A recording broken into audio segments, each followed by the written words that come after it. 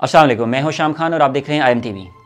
آج ہم جس شخصیت کے بارے میں ذکر کریں گے وہ دنیا کی بہت مشہور شخصیت ہے۔ وہ اپنی زندگی کی آپ بیتی کو جس طرح سناتا ہے، بہت سے لوگوں نے مجھے کہا کہ تم یہ نہیں کر سکتے، تم آسٹریا میں رہنے والے پینڈو ہو، امریکہ میں جا کر ورلڈ چیمپئن نہیں بن سکتے۔ اور جب میں ورلڈ چیمپئن بن گیا، بعد میں ہالی ووڈ میں ایکٹنگ کا ارادہ ظاہر کیا، تو بہت سے لوگ وہاں سے اور تم نے اپنا سائز دیکھا ہے، اس سائز کے لوگ ایکٹر نہیں بن سکتے، اداکار تو لوگ ملوک سے ہوتے ہیں۔ اور جب میں ہالی ووڈ کا نمبر 1 سٹار بن گیا اور میری فلمیں دنیا میں سب سے زیادہ پیسہ کمانے لگی، تو میں نے سیاستدان بننے کا سوچا۔ تو سننے والے ہنستے ہنستے لوٹ پوٹ ہو گئے، روبوٹ جیسی شکل ہے تمہاری، انگریزی بولنی آتی نہیں اور چلے ہو گورنر کا الیکشن لڑنے، خواب دیکھنے پر کوئی پابندی نہیں۔ ان تمام لوگوں کا شکریہ جنہوں نے مجھے ناکام رہنے کی یقین دہانی کروائی، حتیٰ کہ میں دنیا کی 8ویں سب سے بڑی اکانومی امریکی ریاست کیلیفورنیا کا گورنر بن گیا۔ گہرے نیوی بلو سوٹ میں ملبوس دنیا کے سب سے زیادہ معروف چہروں میں سے ایک آرنلڈ شوازنگر اپنی مخصوص کرجدار آسٹرین لہجے والی انگریزی میں اپنی زندگی کی کہانی سنا رہا تھا۔ نومبر کی شام کی یک بستہ شام میں لنکاسٹر ہوٹل کا ہال کھچا کھچ بھرا ہوا تھا اور لوگ شدت شوق سے لوگوں کے پسینے چھوٹ رہے تھے کہ وہ آج دنیا کی معروف ترین شخصیت آرنلڈ کے درشن کرنے والے ہیں، جس نے 3 مختلف شعبوں کی انتہا کو چھوا تھا۔ 20 سال کی عمر میں مسٹر یونیورس کا ٹائٹل جیتنے کے بعد وہ 7 مرتبہ مسٹر اولمپیا منتخب ہوتا رہا تھا۔ اداکاری کے شعبے میں قدم رکھا تو اپنے وقت میں دنیا کی سب سے زیادہ کامیاب فلموں میں اداکاری کے جوہر دکھائے۔ سیاست کے میدان میں اترا تو یکے کے بعد دیگر 2 مرتبہ امریکہ کی سب سے امیر ترین ریاست کیلیفورنیا کا گورنر منتخب ہو گیا۔ 1947 میں مشرقی یورپ کی غریب غربا ریاست آسٹریا میں پیدا ہونے والے ایک پینڈو کی حیران کن کامیابی سے مروب تھے، اور آج اس کی داستان اس کے اپنے منہ سے سننا چاہتے تھے۔ مجھے کچھ افراد اس کی چند مشہور ترین فلموں کے کاسٹیوم میں ملبوس نظر آئے۔ آرنلڈ کا جادو سر چڑھ کر بول رہا تھا، اس کے اسٹیج پر پہنچتے ہی ہلچل سے مچ گئی۔ 67 سالہ اداکار اور سیاستدان گہرے نیوی بلو سوٹ میں اپنی عمر سے 10-15 سال کم نظر آ رہا تھا۔ آرنلڈ اپنی زندگی کے احوال کو جس طرح بتاتا ہے کہ جب میں 15 سال کا تھا تو ایک امریکی رسالہ میرے ہاتھ لگا، جس میں اس وقت کے باڈی بلڈنگ چیمپئن کی تصویر تھی۔ بس اس نے میری نیند حرام کر دی۔ میں آسٹریا کے اس پسماندہ قصبے میں دن رات خواب دیکھنے لگا تھا کہ میں ورلڈ چیمپئن کی طرح اسٹیج پر موجود ہوں۔ تاہم میں صرف خواب ہی نہیں دیکھنے لگا بلکہ ہر روز گھنٹوں بھاگنے لگا، ورزش شروع کر دی، وہ بھی یہ جانے بغیر کہ کون سی ورزش میرے لیے موضوع ثابت ہو سکتی ہے۔ میرے ابا ایک سخت گیر پولیس آفیسر تھے جو جلد ہی جلد میری شادی کر کے مجھے فوج میں بھرتی کرانا چاہتے تھے۔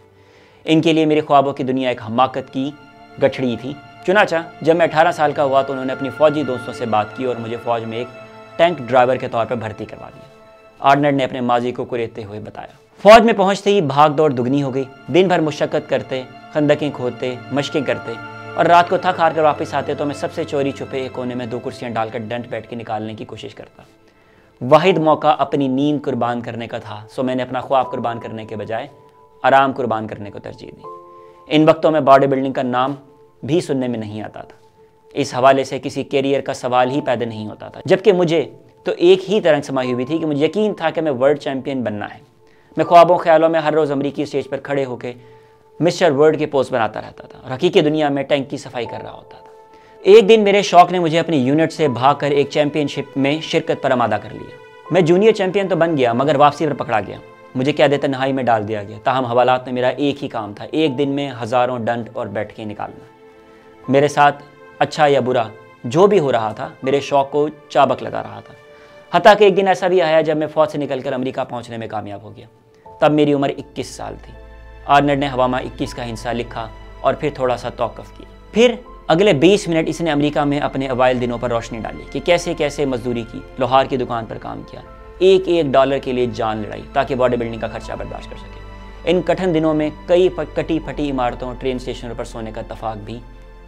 تب اسے انگریزی میں بس 2 ہی لفظ آتے تھے، اور چونکہ تعلیم بھی نہ ہونے کے برابر تھی اس لیے کوئی ڈھنگ کی نوکری ملنے کا سوال ہی پیدا نہیں ہوتا تھا۔ ان تمام تاریک راتوں میں میرا خواب سلامت تھا، اور وہ تھا دنیا کا سب سے بڑا باڈی بلڈر بننا۔ یہ خواب میری رگوں میں چنگاریاں بن کر دوڑتا تھا، اور دنیا کی کوئی مصیبت مجھے اس پر اثر نہیں کرتی تھی۔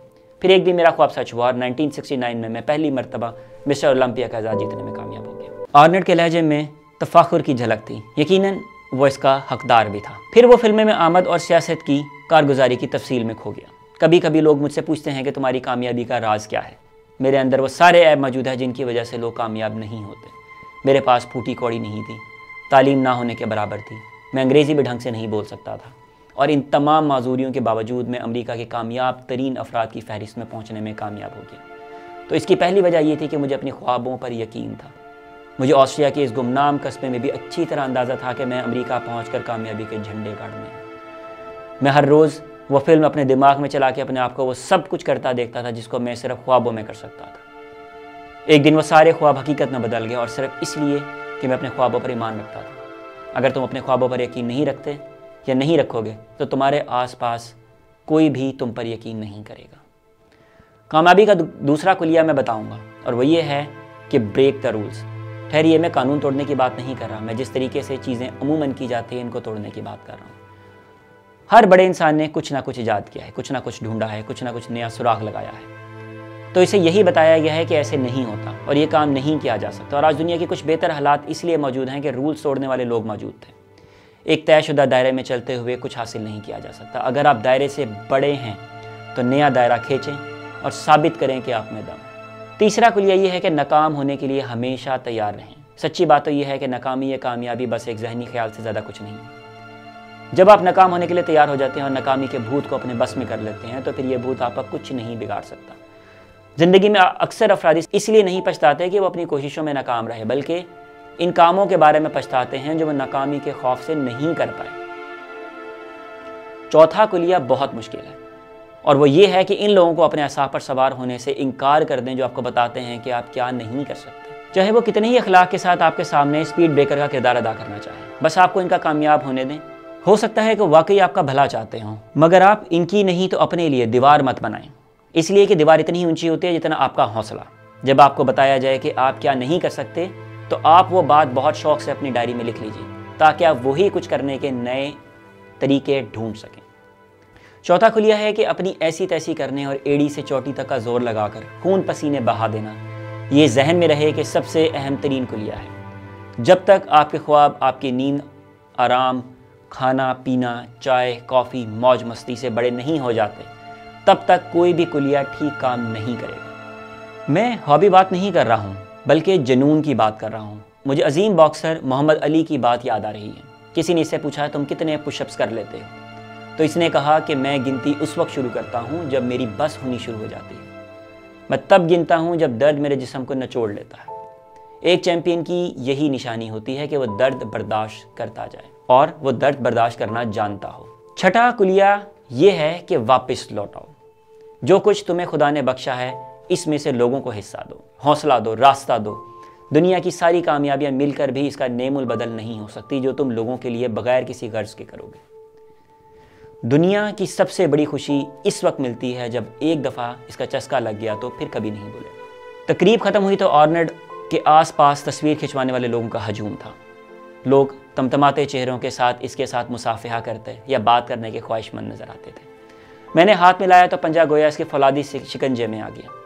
برسوں کی ریاضت کا اثر اب بھی موجود تھا. میں نے آرنلڈ کو ایک سیلفی کھینچنے کی درخواست کی تو مسکراتے ہوئے میرے فون کے سامنے جھکا. تصویر کھینچنے کے بعد میں نے اس کی گرجدار آواز کی نقل کرتے ہوئے ایک مکاسہ بنایا اور اس کی فلموں کا مشہور ترین جملہ کہا، آئی ول بی بیک. اور وہ بے ساختہ مسکرایا اور بولا، کوئی بھی گر کر اٹھنا جانتا ہو تو وہ ہمیشہ کھیل میں واپس آ سکتا ہے اور کھیل جیت بھی سکتا ہے، یعنی one can be back. Thank you. اللہ حافظ. اگر آپ نے ابھی تک ہمارا چینل سبسکرائب نہیں کیا ہے تو فوراً اس سبسکرائب کے بٹن پر کلک کر دیں اور ساتھ ہی بنے بیل آئیکن پر بھی کلک کر دیں تاکہ ہمارے چینل کی طرف سے آنے والی تمام لیٹسٹ اپڈیٹس آپ تک بر وقت پہنچ سکیں. بہت شکریہ.